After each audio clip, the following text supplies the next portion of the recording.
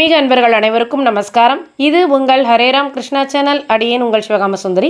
இன்னைக்கு நம்ம சேனலில் ஏகாதசி அப்படிங்கிற திதியை பற்றியும் வைகுண்ட ஏகாதசி அதோடைய வரலாறு, அதாவது வடக்கு வாசல் அப்படிங்கிற வாசல், அதை நம்ம சொர்க்க வாசல், பரமபத வாசல், வைகுண்ட வாசல் திறப்பு, அது மூலமாக மோட்சம் கிடைக்கும். அந்த வாசல் வழியாக உள்ள நுழைஞ்சால் மோட்சம் கிடைக்கும். அதனால் அந்த ஏகாதசிக்கு வைகுண்ட ஏகாதசி, மோட்சத ஏகாதசின்னு பேர் ஏன் வந்தது, அதனுடைய கதை என்ன, ஏகாதசி திதி அப்படிங்கிற அதனுடைய உருவான கதை என்ன, என்னென்ன திதிகள் இருக்குது, ஏகாதசிக்கு எப்படி இருக்கணும், என்ன பண்ணணும் பண்ணக்கூடாது, செய்யத்தகுந்தது செய்யத்தகாதது துவாதசியில் எது அப்படிங்கிற அனைத்து விஷயங்களையும் நம்ம இன்றைக்கி பார்க்க போகிறோம். அதாவது ஏகாதசி அப்படிங்கிறது ஒரு திதி, இது 11வது திதி. மொத்தம் 15 திதிகள் சொல்லப்படுது. அது என்னென்ன அப்படின்னா 1 2 3 4ன்னு 15 நம்பர் சொல்கிற மாதிரி சமஸ்கிருதத்தில் பிரதமம் எல்லாத்துக்கும் ஃபஸ்ட் அப்படின்னு சொல்கிறது, அதை தான் பிரதமர், பிரைம் மினிஸ்டர்னு சொல்கிறோம். ஸோ பிரதமை, த்விதியை, திருத்தியை, சதுர்த்தி, பஞ்சமி, ஷஷ்டி, சப்தமி, அஷ்டமி, நவமி, தசமி, ஏகாதசி, துவாதசி, திரையோதசி, சதுர்தசி. அடுத்து தொடர்ந்து வரக்கூடிய 15வது திதி ஒன்று அமாவாசையாக இருக்கும், இன்னொன்று மாதம் 2 முறை வரதுனால ஒரு முறை அமாவாசையும் ஒரு முறை பௌர்ணமியும் வரும். இதுபோல் திதிகள் ஒரு மாதத்திற்கு 15ன்றதுனால 2 முறை வரும். இதில் அந்த பாதியாக இருக்கிறதுனால மாதத்துக்குள்ளாகவே சுக்லபட்ச ஏகாதசி அல்லது வளர்பிறை ஏகாதசினும், இன்னொன்று தேய்பிறை ஏகாதசி அல்லது கிருஷ்ணபட்ச ஏகாதசி அப்படின்னு சொல்கிறோம். வருடத்திற்கு மாதத்திற்கு 2ன்றதுனால வருடத்திற்கு 24, ஏதாவது சில வருடங்கள் 25 ஏகாதசிகள் வரும். இதில் எந்த ஏகாதசி விரதம் கடைபிடிக்கலனாலும் இந்த வைகுண்ட ஏகாதசி பெரும்பாலான உலக மக்கள் அனைவரும் கடைபிடிக்கக்கூடிய ஒரு விரதம், அனுஷ்டிக்கக்கூடிய ஒரு முறை தான் இந்த வைகுண்ட ஏகாதசி. இந்த அன்னைக்கு நம்ம விரதம் இருந்து பகவானை போற்றி பாடி பஜனைகள் செய்து அவருடைய நாமங்களை பாடி அந்த காலங்காத்தால் 3 மணி சுமாருக்கு அந்த பகவான் பெருமாள் அழகாக ரொம்ப அலங்காரத்தோடு ரொம்ப சந்தோஷமாக அவர் அந்த வடக்கு வாசல் திறக்கப்பட்டு உள்ளே நுழையிறார் அப்படிங்கிற மாதிரியும், அந்த வாசல் வழியாக நாம் எல்லாம் பக்தர்கள் நுழையும் போது நம்முடைய பாவங்கள் எல்லாம் கழிந்து நாம் மோட்சம் செல்கிறோம் அப்படிங்கிற மாதிரியும் சொல்லப்படுது. இன்று வரை அந்த நம்பிக்கை நிலவி வருகிறது, நாமளும் அதை பண்ணிகிட்டு இருக்கோம். ஸோ இந்த ஏகாதசியை பற்றி கதை. முதல்ல ஏகாதசிங்கிறது எப்படி உருவாச்சு அப்படின்னா, ஏகாதசிங்கிறது ஒரு பெண் தேவதை, முராசுரன் அப்படின்ற ஒரு அரக்கன். அவர் ஸ்ரீமன் நாராயணனோட முராசுரன் அப்படின்னா அந்த முராசுரனை அழித்ததுனால தான், முராங்கிற அசுரனை அழித்ததுனால முரஹரி அப்படிங்கிற நாமம் இவருக்கு இருக்குது. நரனை அழித்ததுனால நரஹரி அப்படிங்கிற பெயரும் இவருக்கு இருக்குது. ஸ்ரீமன் நாராயணன் திருமால் போர் நீண்ட காலம் 2 பேருக்கும் நடக்குது. முரா அசுரனுக்கும் இந்த ஸ்ரீமன் நாராயணனுக்கும். ஏகாதசிங்கிற திதிக்கு ஏற்றம் கொடுக்கணும்னு நினச்சாரு பெருமாள். அதனால் போரில் கலைச்சது மாதிரி, அவர் கலைப்பாரா, போரில் கலைக்க மாட்டார், ஆனால் கலைத்தது போல பாவித்து இமயமலைக்கு அருகில் இருக்கக்கூடிய பத்ரிநாத் அப்படிங்கிற ஒரு இடத்துல ஒரு குகைக்குள்ளே போய் பள்ளி கொண்டார். இறைவனை அந்த பள்ளி கொண்ட நேரத்தில் குகைக்குள்ளே புகுந்து அந்த முரா அப்படிங்கிற அசுரன் தாக்க முற்படுறான். உடனே பெருமாள் உடம்பிலிருந்து ஒரு பெண் உருவாகி அசுரனுடைய தலையை கொய்து வதம் செய்கிறான். உடனே விழிச்சுக்கிறாரு பகவான், என்னை காக்க வந்த உனக்கு என்ன வரம் வேணும்னாலும் தரேன் அப்படிங்கிறார். அடியேன்னு சொல்கிறான், நான் தான் ஏகாதசி திதி, இன்றைக்கி இந்த அசுரவதம் எப்படி பண்ணோம் அதுபோல் மக்களினுடைய பாவங்கள் எல்லாம் அழிக்கிறோம் அப்படிங்கிறதுக்கான ஒரு வரம் வேணும் அப்படின்னு சொல்கிறாங்க. உடனே பெருமாள் ஸ்ரீமன் நாராயணன், உனக்கு அந்த வரத்தை தந்தோம், இன்று முதல் ஏகாதசி உன்னுடைய இந்த திதி அன்னைக்கு 11வது நாள் அன்னைக்கு யாரெல்லாம் விரதம் இருந்து என்னை சேவிக்கிறார்களோ அவர்களுக்கு, உன்னோடது 11வது நாள் இல்லையா, அதனால் 11 இந்திரியங்களால் செய்த பாவம் அனைத்தும் விலகும் அப்படிங்கிறார். மெய், வாய், கண், மூக்கு, செவி, நாக்கு, அதாவது கை, கால், ஜலதுவாரம், மலதுவாரம், அதாவது கர்மேந்திரியங்கள் 5, ஞானேந்திரியங்கள் 5, 10, அதோட 1 மனம். இதால் ஏற்படக்கூடிய எத்தனை பாவங்களும் விலகும், கர்மாக்களும் கழியும்னு சொல்கிறார். செய்த பாவம் தீர இனி பாவம் செய்யாமல் இருக்க பக்குவம் அடைய அதற்கான வரமே இது அப்படிங்கிறார். அப்போ 11வது நாள் இந்த 11 இந்திரியங்களாலான பாவங்கள் விலகும். எப்போ? அந்த 11வது நாள் விரதம் இருந்தால் அந்த அனுகிரகத்தை கொடுத்துட்டார் அப்படின்னு சொல்லப்படுது ஏகாதசி விரதத்துக்கு. அப்போ ஏகாதசி திதி கேட்ட உடனே, அந்த வரத்தை கொடுத்த உடனே பாபத்திற்குன்னு ஒரு தேவி இருப்பா இல்லையா, அந்த தேவி என்ன பண்ணுறாங்க, பாவதேவி இறைவனை வழிபடுறாங்க. இறைவனை வழிபட்டு எல்லா பாவமும் மக்களுக்கு, ஏகாதசி ஒரு விரதத்திலிருந்து அவங்களுக்கு எல்லா பாவமும் போயிடுச்சுன்னா அப்போ நான் எங்கே இருப்பேன், எனக்கான இடம் எங்கே இருக்குது அப்படின்னு கேட்கும் பொழுது பாவதேவியை தானியத்தில் போய் உக்காந்துக்கோ அப்படின்னு சொல்லிடுறாரு. அந்த அன்னைக்கு யாரெல்லாம் தானியம் சாப்பிட்றாங்களோ அவங்களெல்லாம் பிடிச்சிக்கோ அப்படின்னு சொல்லி வரமருள்றார். அப்போ பாபம் அப்படிங்கிற தேவி எங்கே இருக்கா? தானியத்தில் இருக்கா. அதனால தான் ஏகாதசி அன்னைக்கு தானியம் உட்கொள்ளக்கூடாது அப்படின்னு சொல்லப்படுது. தானியங்களில் பாபம்ன்ற தேவி இருக்கிறதுனால அதை உட்கொண்டா நமக்கு பாபம் வரும் அப்படின்னு சொல்லப்படுது. அதே மாதிரி இந்த ஏகாதசி விரதம் இருக்கிறதுனால என்ன அப்படின்னா, பக்தி ஆரம்ப விரோதி பாப்பானி. இப்போ என்ன பாவம் போகும் நமக்கு அப்படின்னா, நம்ம பக்தியில் ஈடுபடும் பொழுது தடங்களாக, அந்த பக்திக்கு தடங்களாக என்னெல்லாம் வருதோ அந்த பாவம் போகும். பக்தியை நம்ம நிம்மதியாக ஈடுபடுறதுக்கு வழிவகுக்கும். நம்ம முதல்ல விரதம் இருக்கிறதுக்கு முன்னாடி இறைவனை வேண்டிக்கணும், நான் இருக்கணும், எனக்கு அதுக்கு நீ தான் அனுகிரகம் புரியணும் அப்படின்னு வேண்டிக்கணும். அப்போ நமக்கு அந்த பக்திக்கு தடையாக ஏதாவது இருந்தால் அது எல்லாத்தையும் அவர் விளக்கிடுவார். இப்போ உண்ணாவிரதம் இருக்கும் அப்படின்னா அது பௌதிக நன்மைக்காக திணிக்கப்படக்கூடியது. அது உண்ணாவிரதம். உண்ணாவிரதம் வேற, உபவாசம் வேற. உபவாசங்கிறது தவ வாழ்வு நம்மளே ஏற்றுக்கிறது, அடுத்தவங்களால திணிக்கப்படுறது இல்லை. இது ஒரு தவ வாழ்வு, நம்ம ஏற்றுக்கிட்டு நாமளாக செய்கிறது. இது ஆன்மீக நன்மைக்காக. அது பௌதிக நன்மை, இது ஆன்மீக நன்மை. உண்ணாவிரத்துக்கும் உபவாசத்துக்கும் வித்தியாசம் தெரிஞ்சுக்கணும். பக்தி ஆரம்ப விரோதி பாப்பானின்னு சொல்கிறாங்களே, அப்படின்னா என்னென்னா, இந்த பக்தியில் ஈடுபடணும்னு நினைக்கிறோம். இன்றைக்கி நம்ம ஏகாதசி விரதம் இருக்கலாம்னு நினைக்கும் போது நம்ம வீட்டுக்கு நிறைய பேர் வந்துடுறாங்க. அப்போ சமைக்கணும். அப்போ ஆட்டோமேட்டிக்காக நம்ம சாப்பிட வேண்டி வரும். உட்காந்து ஒரு ஜபம் பண்ண முடியாது, ஒரு கோயிலுக்கு போக முடியாது, அப்படியெல்லாம் வரும் இல்லையா? அப்போ நம்ம ஆன்மீக வழியில் செல்லணும்னு நம்ம வேண்டிக்கிறோம் அப்படின்னா, இயற்கையாகவே அந்த மாதிரி பக்திக்கு வர தடைகள் எல்லாம் அவர் அகற்றிடுவார். எந்த தடையும் இல்லாமல் நம்ம பக்தி செய்கிறதுக்கு நமக்கு ஏதுவாக என்ன ஒரு சூழ்நிலை உருவாக்கணுமோ அதை கண்டிப்பாக பகவான் உருவாக்கி கொடுப்பார், ஆத்மார்த்தமாக நம்ம வேண்டிண்டா.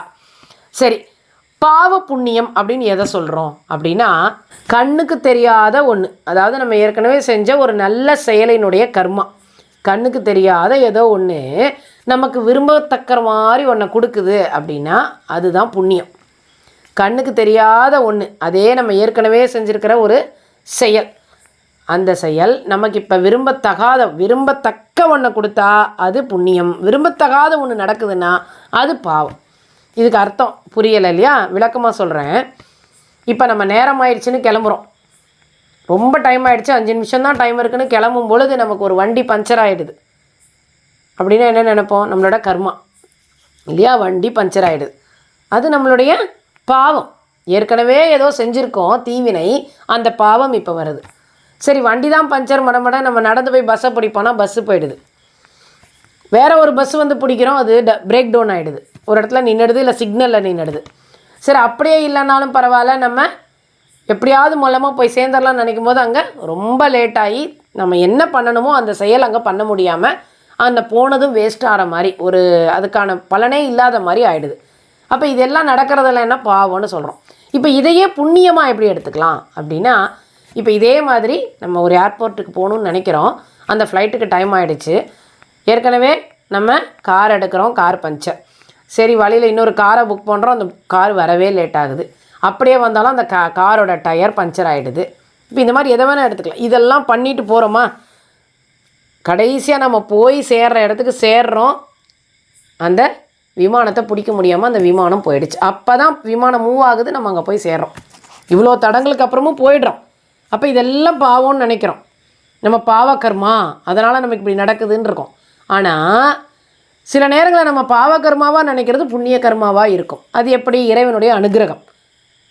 எப்படிங்க பாவம் நடக்குது, நமக்கு வண்டி பஞ்சர் ஆகுது, tyre puncture, traffic jam, break down, எப்படிங்க இது எப்படி பாவம் புண்ணியமாக மாறும் அப்படின்னா, அந்த ஃப்ளைட் அங்கே ஆக்சிடெண்ட் ஆகி எல்லோரும் அந்த ஃப்ளைட்டில் போனால் அத்தனை பேர் இறந்துட்டாங்கன்னு அடுத்த நாள் நியூஸ் வருது. அப்போ இப்போ என்ன நினைப்போம்? இன்றைக்கி ஃபுல்லாக நம்ம பாவம்னு இதை நினச்சிக்கிட்டு இருக்கோம், பாவத்தினுடைய கர்மா விளைவு அப்படின்னு நினச்சிக்கிட்டு இருக்கோம், கடவுளை போட்டு திட்டிக்கிட்டு இருக்கோம். நான் எவ்வளோ நேற்று ராத்திரி உன்னை சாமி கும்பிட்டுட்டு படுத்தேன், உன்னை தினம் நான் வழிபடுறேனே, நீ கல் தான், ஒன்றுமே எனக்கு செய்ய மாட்டேங்கிற, நான் எவ்வளோ முக்கியமான அந்த ஒரு மீட்டிங்க்கு போக வேண்டியிருந்தது, இப்படி எனக்கு எல்லா விதத்துலையும் நீ சோதனை கொடுத்துட்டியே, உன்னையா நான் இவ்வளோ நாள் கும்பிட்டேன் அப்படின்னு நம்ம ரொம்ப திட்டியிருப்போம் இன்றைக்கி. ஆனால் உண்மையில் பார்த்தா அடுத்த நாள் அந்த நியூஸ் வரும்போது எப்படி இருக்கும்? நம்ம மட்டும்தான் அந்த ஃப்ளைட்லேயே போகலை அன்றைக்கி, அதனால் உயிர் தப்பிச்சிருக்கோம். அப்போ கடவுள் என்ன பண்ணியிருக்காரு? நம்ம உயிர் தப்பிக்கணும், நம்ம உயிரோடு இருக்கணுன்றதுக்காக நம்ம நிறைய விஷயங்களை ஸ்டெப் பை ஸ்டெப்பாக செஞ்சுட்டு வந்துக்கிட்டே இருந்திருக்காரு ஒரு ஸ்டேஜ்லேயும். நமக்கு அது தெரியல. அப்போ நம்ம இந்த நேரத்தில் இதை பாவம்னு நினச்சிருக்கோம், பாவ கர்மான்னு. ஆனால் உண்மையில் அது நமக்கு புண்ணிய கர்மாவாக தான் இருந்திருக்கு அப்படிங்கிறது நமக்கு மறுநாள் தான் தெரிய வருது. அப்போ கடவுள் நமக்கு எப்பவுமே கூட இருக்கார், ஏதோ ஒரு விஷயத்த நமக்கு செய்துக்கிட்டே தான் இருக்கார், அதில் எந்த ஒரு மாறுபாடும் இல்லை. அப்போ இது பாவமாகவும் புண்ணியமாகவும் மாறுறது அப்படிங்கிறது கடவுளோட கையில் இருக்குது. அவர் நமக்கு எப்பவும் நல்லதாக செய்வார்னு நினைக்கணும், நடப்பதெல்லாம் நன்மைக்கு அப்படிங்கிற எண்ணம் நமக்கு இருக்கணும். வைணவத்தை பொறுத்த வரைக்கும் நம்ம எப்படி இந்த ஏகாதசி விரதம்னு பார்த்தோம். இப்போ வந்து சைவ நெறியில் எடுத்துப்போம். சிவன் ஆழகால விஷம் உண்டார் இல்லையா? இப்போ திருப்பார்கடலை கடையும் பொழுது முதல்ல திருப்பார்கடலேருந்து வெளியில் வந்தது ஆழகால விஷம். அந்த விஷயத்தை குடித்தது யார்? சிவபெருமான். அப்போ சிவபெருமான் ஆழகால விஷம் உண்ட தினமும் ஏகாதசி தான். அமுதம் கிடைத்த நாள் துவாதசி, அடுத்த நாள் தான். அப்போ உணவு அடுத்த நாள் நம்ம சாப்பிட்ற உணவு அப்படிங்கிறது அமுதமானது.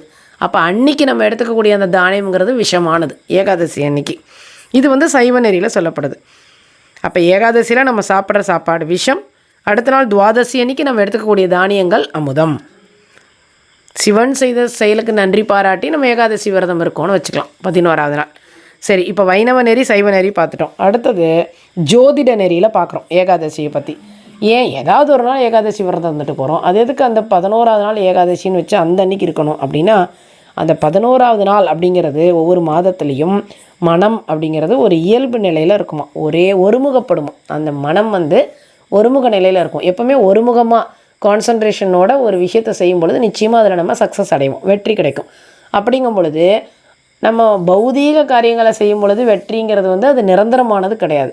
ஆன்மீக ரீதியாக நமக்குடைய செயல்கள் ஒருமுகப்படும் பொழுது கண்டிப்பாக அதோடைய வெற்றிங்கிறது நம்மளை எங்கேயோ கொண்டு போகும், பிறவா நிலைக்கு கொண்டு போகும். திருமணம் இங்கே வந்து பிறக்க வேண்டாம், வளர வேண்டாம், கஷ்டப்பட வேண்டாம், பாவங்களை அனுபவிக்க வேண்டாம். அப்படிங்கும் பொழுது அந்த 11வது நாளில் மனம் ஒருமுகப்பட்டு இயல்பு நிலை இருக்கும் நேரத்தில் நம்ம செய்யக்கூடிய விஷயத்தில் 1000 மடங்கு பலன் இருக்கும்போது, அந்த நேரத்தில் ஆன்மீக ரீதியாக நம்ம இருக்கக்கூடிய விரதம் அப்படிங்கிறத அனுஷ்டிக்கும் போது இன்னும் இறைவனை நினைக்கிறதுக்கு ஒரு நல்ல வாய்ப்பு. இறைவனுடைய ஆன்மீக பாதையில் வேகமாக முன்னேறி இறைவனை வெகுவாக அடையலாம். அப்படிங்கிறதுனால இது வந்து ஏகாதசி விரதம் 11வது நாளை கடைபிடிக்கிறதுங்கிறது ஜோதிட ரீதியாக சொல்லப்படுது. இது அறிவியல் ரீதியாக சயின்டிஃபிக் ரீசன் அப்படின்னு எடுத்துக்கிட்டோன்னா 15 நாளைக்கு ஒரு முறை நம்ம எப்போ பாரு நம்மளுடைய வயலில் ஏதாவது ஒன்று போட்டுக்கிட்டே இருக்கோம், மிஷின் அரைச்சிக்கிட்டே இருக்குது, அதுக்கு ரெஸ்ட்டே கிடையாது. அப்படிங்கும்போது ஒரு 15 நாளைக்கு ஒரு முறை நம்ம இந்த வயிற்றுக்கு ஓய்வு கொடுக்குறோம், ஜீரண உறுப்புக்கெல்லாம் ஓய்வு கொடுக்குறோங்கும்போது எப்போவுமே ஒரு கொஞ்ச நாள் மாதத்துக்கு ஒரு தடவை அந்த மிஷினெல்லாம் எண்ணெய் போட்டு ஒரு ஓய்வு கொடுத்துட்டு அடுத்த நாள் ஓட்டும்போது நல்லா இயந்திரம் நிறைய நாளைக்கு பயன்படும் இல்லையா? அதுபோல் தான் எல்லாமே. அப்போ இந்த வயிற்றுக்குள்ளே இருக்கக்கூடிய இந்த இயந்திரம் அந்த ஜீரண உறுப்புகளுக்கெல்லாம் நம்ம ஒரு ஓய்வு கொடுத்துட்டு மறுபடியும் ஒரு நாள் கழித்து அதை யூஸ் பண்ணும் பொழுது நிச்சயமாக அது ரொம்ப ஒரு நல்லா இயங்கும். அதனால் 15 நாளைக்கு ஒரு முறை நம்ம வயிற்றுக்கு ஓய்வு கொடுக்குறோம், ஜீரண உறுப்புக்கு ஓய்வு கொடுக்குறோம். அதனால் உடல் எடை சீராக இருக்கும், ஹார்மோன்கள் சீராகும். இது வந்து ஒரு புதுச்சேரியில் மகாத்மா காந்தி கல்லூரியில் பணிபுரியக்கூடிய டாக்டர் பார்த்தசாரதி அப்படிங்கிற ஒரு ஆராய்ச்சி படி கூட இது உறுதி செய்யப்பட்டிருக்கு. இந்த மாதிரி 15 நாளுக்கு ஒரு முறை நம்ம ஓய்வு கொடுக்கணுன்றது. இது வந்து ஏகாதசி நம்ம வச்சுக்கிட்டோன்னா ஒன்று ஆன்மீக ரீதியாகவும் இது பயன். ஆன்மீகத்தை நம்பாதவங்க, கடவுளே இல்லைன்னு சொல்கிறவங்க கூட சயின்டிஃபிக் ரீசனுக்காக இருந்து பார்த்தா கண்டிப்பாக அதனுடைய பலன் என்னன்னு தெரிய வரும். அப்போ அதனால தான் ஆராய்ச்சி பண்ணியிருக்காங்க. அப்படித்தானா, அந்த மாதிரி இருக்கா, உடலுக்கும் நன்மை உண்டா அப்படிங்கிறத சயின்டிஃபிக் ரீசனாக ப்ரூஃப் பண்ணியிருக்காங்க. இப்போ இதுதான் வந்து ஏகாதசி திதிங்கிறது என்னென்னு பார்த்தோம். மாதத்திற்கு எத்தனை தடவை வரும், அது எத்தனாவது திதி, என்னென்ன திதிகள் இருக்குது அப்படிங்கிறதெல்லாம் நம்ம பார்த்தோம் இல்லையா? ஏகாதசி உருவான கதையும் பார்த்தோம். அதனால் பாபதேவிக்கு எங்கே இடம் கொடுத்தாங்கன்னு பார்த்தோம். இப்போ இந்த ஏகாதசி அப்போ என்ன செய்யணும் செய்யக்கூடாது, துவாதசி அப்போ என்ன செய்யணும் செய்யக்கூடாது. நம்ம ஏகாதசி அப்போ என்ன, ஒவ்வொரு ஏகாதசியும் ஜபம் பண்ணணும். நம்ம விரதம் இருக்கோம்னு சொல்லிவிட்டு காலம்பரை எழுந்துக்கிட்டால் நான் சாப்பிடுவேன், அதனால் எனக்கு தூங்கிட்டே இருக்கேன்னு தூங்கிட்டு இருக்கக்கூடாது. காலையில் எழுந்துக்கணும், நீராடணும், இறைவன் விளக்கேற்றி வச்சு இறைவன்கிட்ட நாமா சொல்லணும், பஜன் பண்ணணும், இறைவனை பற்றின சிந்தனைகளை கேட்கணும், இறைவனை பற்றின சிந்தனைகளை புக்கில் படிக்கணும், பாகவதம், பகவத்கீதை, விஷ்ணு சகஸ்ரநாமம், இது மாதிரியான நூல்களை நம்ம எடுத்து படிக்கணும். அன்றைக்கி ஃபுல்லாக தூங்கக்கூடாது. விரதம் இருக்கேன்னு சொல்லிட்டு அதாவது விரதத்துக்கும் நிறைய விதிவிலக்குகள் இருக்குது இல்லையா? நிர்ஜல் அப்படின்னா உத்தமமானது நிர்ஜல்னால் தண்ணி கூட அருந்தாமல், நீர் கூட அருந்தாமல் இருப்பது தான் நிர்ஜல். ஜலம்னா ஜலம், நிர்ஜல்னா ஜலம் இல்லாது, ஜலம் கூட குடிக்காமல் இருக்கிற விரதம் தான் உத்தமமானது. அது முடியலை அப்படின்னா தண்ணி குடிச்சிக்கலாம். எனக்கு தண்ணி மட்டும் குடிச்சிட்டு இருக்க முடியாதுன்னா பால் குடிச்சிக்கலாம். பால் மட்டும் குடிச்சிட்டு இருக்க முடியாதுன்னா ஏதாவது ஜூஸ் மாதிரி குடிக்கலாம். அதுவும் முடியாதுன்னா பழங்கள் சாப்பிட்லாம். அதுவும் முடியாதுன்னா இப்படி விதிவிலக்கு கொடுத்துக்கிட்டே இருக்காங்க நமக்கு. அதாவது வயதானவர்கள், கர்ப்பிணி பெண்கள் இருக்கவே கூடாது விரதம். இருந்தாலும் அது பலன் கிடையாது. ரொம்ப வயதானவர்கள், நிறைய மாத்திரை போட்டுக்கணும் அப்படின்றவங்க, மருந்துகள் உட்கொள்கிறவங்க, ரொம்ப சின்ன பசங்க, இப்போ அவங்களுக்கெல்லாம் அவங்க இந்த மாதிரி பழங்கள் சாப்பிட்றது, சில காய்கறிகள்லாம் கொடுக்கப்பட்டிருக்கு ஏகாதசி அன்னைக்கு சாப்பிடலான்னு, அதெல்லாம் சாப்பிடலாம். ஆனால் அதுக்காக என்னென்ன சாப்பிடலான்னு ஒரு லிஸ்ட் எடுத்து வச்சு அன்றைக்கி ஃபுல்லாக அதை எப்படி தயாரிக்கிறது, ஜவ்வரிசி சாப்பிட்லாமா, அதை எந்த மாதிரிலாம் செய்யலாம், ஜவ்வரிசியில் உப்புமா எப்படி செய்கிறது, புலாவ் எப்படி செய்கிறது, வெங்காயம் பூண்டு இல்லாமல் எப்படி செஞ்சு சாப்பிட்லான்னு உட்காந்து நிறைய ரெசிபி எடுத்து வச்சு அன்றைக்கி ஃபுல் டே அதுலேயே காலம் கழிக்கக்கூடாது. இதெல்லாம் எதுக்குன்னா ஒரு விதிவிலக்கு. ரொம்ப முடியலை அப்படின்னா தண்ணிக்கு அப்புறம் பாலுக்கு அப்புறம் ஜூஸுக்கு அப்புறம் பழத்துக்கு அப்புறம் கஞ்சி, இப்படி ஒன்று ஒன்றா கொடுத்துட்டே இருக்காங்க. நம்ம அதுக்காக அந்த லிஸ்ட்டையே பார்த்துட்டு இருக்கக்கூடாது. அதே மாதிரி என்னெல்லாம் துவாதசி அதே மாதிரி நம்ம இந்த மாதிரி ஆன்மீகத்தில் செலுத்தணும். கோயில்களுக்கு போகிறது இறை சிந்தனையிலே இருக்கிற மாதிரி நவவித பக்தியில் ஏதாவது ஒரு பக்தி பண்ணுறதுக்கு பார்க்கணும். இப்போ துவாதசி பாராயணைன்னு எடுத்துக்கிட்டோம் அப்படின்னா விரதத்தை பூர்த்தி செய்து உணவு உட்கொள்கிறது அப்படிங்கிறது காலையில் முடிஞ்ச வரைக்கும் 8:30 அந்த மாதிரி முடிக்கணும். இல்லைனா துவாதசி திதி அப்படின்னு ஒன்று இருக்கும். அந்த துவாதசி திதி எப்போ முடியுதுன்னு பார்த்து அதுக்குள்ளே நம்ம சாப்பிட்றணும். இப்போ என்னெல்லாம் சாப்பிட்லாம், என்னெல்லாம் சாப்பிடக்கூடாது. இப்போ ஏகாதசிக்கு கூட பரவாயில்ல, இந்த துவாதசி அப்போ ஏன்னா ஏகாதசி முழுசும் நம்ம விரதம் இருந்துடணும். வயிறு நல்லா காலியாக்கி நல்லா ஜீரண உறுப்புக்கெல்லாம் ஓய்வு கொடுத்துட்டு அடுத்த நாள் காலங்காத்தால் உட்காந்து சமோசா பரோட்டெல்லாம் சாப்பிட முடியுமா? தப்பு இல்லையா? அப்போ அந்த ஜீரண உறுப்பு அவ்வளோ இந்த ஒரு நாள் ஃபுல்லாக நம்ம விரதம் இருந்ததே வீணாக போயிடும். அப்போ என்ன பண்ணணும் அப்படின்னா என்ன சாப்பிடணும் என்ன சாப்பிடக்கூடாதுன்னு இருக்குது. சாப்பிட வேண்டியதை சொல்கிற பாருங்க. அகத்திக்கீரை விட்டமின் சி இருக்குது, நெல்லிக்காய் செரிமானமாகும், சுண்டைக்காய் வயிற்றுப்புண்ணை தடுக்கும், தேங்காய் எண்ணெய் இதெல்லாம் சாப்பிட்லாம். தவிர்க்க வேண்டியது என்னென்னா வாழை இலையில் வாழை சம்மந்தமான எதையுமே துவாதசி அன்னைக்கு சாப்பிடக்கூடாது. வாழைப்பழம், வாழை இலை, வாழைக்காய், வாழைப்பூ இது எதுவுமே சாப்பிடக்கூடாது. வாழைத்தண்டு, வாழை இலையிலேயே சாப்பிடக்கூடாதுன்றாங்க துவாதசி அன்னைக்கு. அடுத்தது கத்திரிக்காய் சாப்பிடக்கூடாது, புடலங்காய் சாப்பிடக்கூடாது, பாகைக்காய் சாப்பிடக்கூடாது. இதெல்லாம் எப்போ துவாதசி அன்னைக்கு தவிர்க்க வேண்டியது. நான் ஏகாதசிக்கு சொல்லலை. கடலைப்பருப்பு, உளுத்தம்பருப்பு, துவரம்பருப்பு சாப்பிடவே கூடாது. அப்போ என்ன தான் சாப்பிட்லாம்? பயத்தம்பருப்பு சாப்பிட்லாம். கடுகு போடக்கூடாது, மிளகாய் யூஸ் பண்ணக்கூடாது, கொத்தமல்லி சாப்பிடக்கூடாது, புளி சாப்பிடக்கூடாது, கடலை சாப்பிடக்கூடாது, எள்ளு சாப்பிடக்கூடாது, நல்லெண்ணெய் கடலெண்ணெய் யூஸ் பண்ணக்கூடாது, தேங்காய் எண்ணெய் மட்டும்தான் யூஸ் பண்ணணும். இந்த மாதிரி இதெல்லாம் தவிர்க்க வேண்டிய விஷயங்கள், அதெல்லாம் சாப்பிட வேண்டிய விஷயங்கள். என்றைக்குன்னா துவாதசி அன்னைக்கு. முடிஞ்சால் ஒரு பிரம்மச்சாரிக்கு உணவளிச்சுட்டு அதுக்கப்புறம் சாப்பிடணும். அது விரதத்தை ரொம்ப முற்றிலுமாக நல்லபடியாக கொண்டு முடிக்கிற மாதிரி. பருப்பு வகை ஏன் சாப்பிடக்கூடாதுன்னா ஜீரணமாகாதுன்றதுக்காக. அது மாதிரி வாழை தொடர்பானது ஏன் சாப்பிடக்கூடாதுன்னா வயிறில் பிரச்சனை வருங்கிறதுக்காக. காரம் புளிப்பெல்லாம் ஏன் சாப்பிடக்கூடாதுன்றாங்க? புளி மிளகா இதெல்லாம் ஏன் வேணான்றாங்கன்னா அசிடிட்டி அமிலத்தன்மையை உருவாக்கும். ஏன்னா ஒரு நாள் ஃபுல்லாக காலியாக இருந்திருக்கு இல்லையா வயிறு, அதனால். ஸோ இதெல்லாம் தான் பண்ணணும், பண்ணக்கூடாது அப்படிங்கிற விஷயம். சரி, இப்போ இந்த வைகுண்ட ஏகாதசி அல்லது மோட்சத ஏகாதசி அப்படின்னு நம்ம சொன்னோம் இல்லையா, அந்த ஏகாதசி எப்படி உருவாச்சு அப்படிங்கிறத பற்றி பார்க்க போகிறோம். அதாவது நதிகளில் உயர்ந்ததுன்னு எடுத்துக்கிட்டால் கங்கா, மலைகளில் உயர்ந்தது ஹிமாலயா, பக்தர்களில் உயர்ந்தவர்னா சம்பு மகாதேவர். அப்போ விரதங்களுக்கெல்லாம் சக்கரவர்த்தி யார், விரதங்களுக்கெல்லாம் மகாராணி யாருன்னா ஏகாதசி. மாதவ திதினே சொல்கிறாங்க. மாதவனுடைய திதியே ஏகாதசி திதி அப்படின்னும் சொல்லப்படுது. அப்போ அந்த அளவுக்கு ஒரு மகாராணி, சக்கரவர்த்தி, மகாராஜான்னு சொல்லக்கூடிய அந்த ஒரு ஏகாதசி திதி அப்படிங்கிறது ரொம்ப உத்தமமானது விரதம் இருப்பதற்கு. என்ன பௌதிகமாக என்ன பலன் கிடச்சிரும் அப்படின்னா கல்வி அறிவு, பணியில் உயர்வு, செல்வ வளம், சந்தானம், சௌபாக்கியம், சுபகாரியம் நடந்துடுறது, ஆரோக்கியமாக இருக்கிறது, சுபபோக வாழ்க்கை கிடக்கிறது, இதெல்லாம் வேண்டிப்பாங்க. அதே ஆன்மீகமாக போகிறவங்க என்ன வேண்டிப்பாங்க? தடையற்ற பக்தி இருக்கணும், தொடர்ந்து நாமம் சொல்லணும், இடைவிடாத இறை சிந்தனையில் இருக்கணும், வீடு பேறு முக்தி கிடைக்கணும், பிறவா நிலை வேணும். இதெல்லாம் ஆன்மீக பலன். இதில் எதை வேணாலும் கிடைக்கக்கூடியது தான் ஏகாதசி திதியினுடைய விரத பலன். சரி, இப்போ இந்த வைகுண்ட ஏகாதசி எப்போ வரும் அப்படின்னா மார்கழி மாதம் வரக்கூடிய சுக்லபட்ச அதாவது வளர்பிறை ஏகாதசியை தான் வைகுண்ட ஏகாதசி அல்லது மோட்சத ஏகாதசின்னு சொல்கிறோம். பிரளயம் உருவாகக்கூடிய காலத்தில் பிரம்மா கொஞ்சம் கண்ணசர் நேரம் அவர்கிட்டேருந்து அசுரர்கள் மது கைடவர்கள் அப்படிங்கிறவங்க வேதங்களை பறிச்சுட்டு போய் கீழே ஒரு கடலுக்கடியில் மது கைடவர்கள்ன்ற அசுரர்கள் அந்த வேதங்களை கடலுக்கடியில் போய் மறைச்சி வச்சுட்டாங்களாம். அப்போ அயக்ரீவர் அந்த வேதங்களை எல்லாம் அந்த மது கைடவர்கள்ட்ட சண்டையிட்டு அவர்களை தோற்கடித்து அவர்கள்கிட்டேருந்து கொண்டு வந்து வேதங்களை திருப்பி பிரம்மா கிட்ட சேர்த்தாராம் பிரளயத்துக்கு முன்னாடி. அப்போ மது கைடவர்கள் தன்னுடைய தவறை உணர்ந்து சரணாகதி அடைஞ்சதுனால என்ன வரம் வேணும்னு கேட்கும் பொழுது மது கைடவர்கள் எங்களுக்கு பரமபதவாசல் அதாவது வைகுண்டம் போகணும்னு வேண்டிக்கிறாங்களாம். அப்போ மார்கழி மாதம் சுக்லபட்ச ஏகாதசி அப்போ வரக்கூடிய அந்த ஏகாதசி அப்போ வடக்கு வாசல் திறந்து ஸ்ரீரங்கம் கோயில்னாலே ஸ்ரீரங்கம், ஆழ்வார்னாலே நம்மாழ்வார்னு சொல்லக்கூடிய அந்த ஸ்ரீரங்கம் கோயிலில் வடக்கு வாசல் திறந்து நான் உள்ளே நுழையும் பொழுது என்னை தொடர்ந்து வந்தால் நீங்கள் கேட்ட அந்த வரம் கிடைக்கும், வைகுண்ட வாசலுக்கு போகலான்னு சொல்கிறாங்க.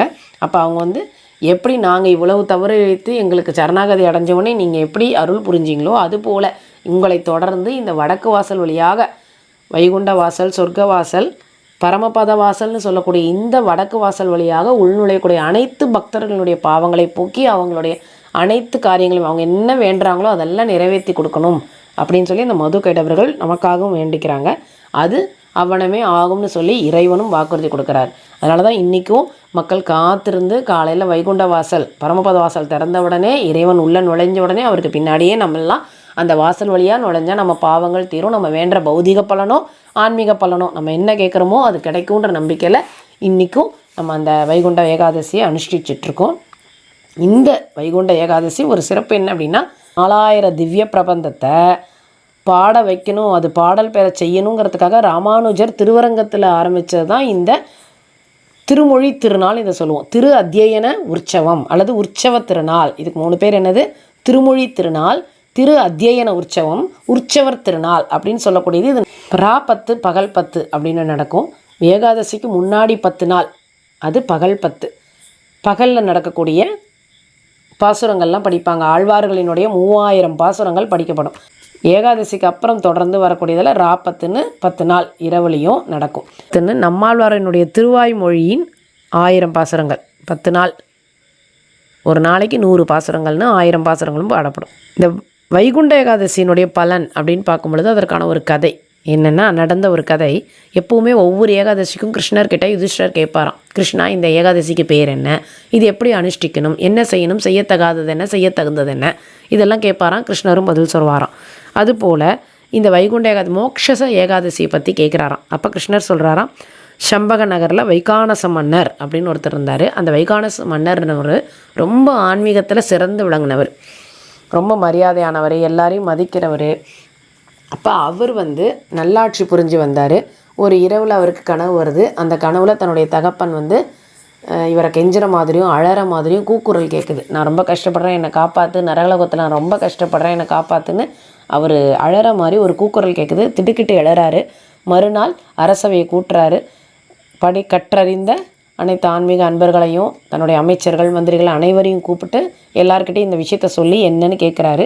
அப்போ எல்லோரும் சொல்கிறது என்ன அப்படின்னா, பர்வத முனின்னு ஒருவர் இருக்கார், அவர்கிட்ட போயிட்டு நம்ம என்ன பண்ணலாம், இதை பற்றி என்னன்னு கேட்போம் அப்படின்னு கேட்கும் பொழுது சரி பர்வத முனியை பார்க்குறாங்க. அவரை கேட்குறாங்க. அவர் தன்னுடைய தியானத்தினால ஆமாம் நிறைய காமம் அதால் அகப்பட்டு உங்கள் அப்பா நிறைய தீவினைகள் செய்திருக்காரு, அதனால் நரகலோகத்தில் கஷ்டப்படுறாரு.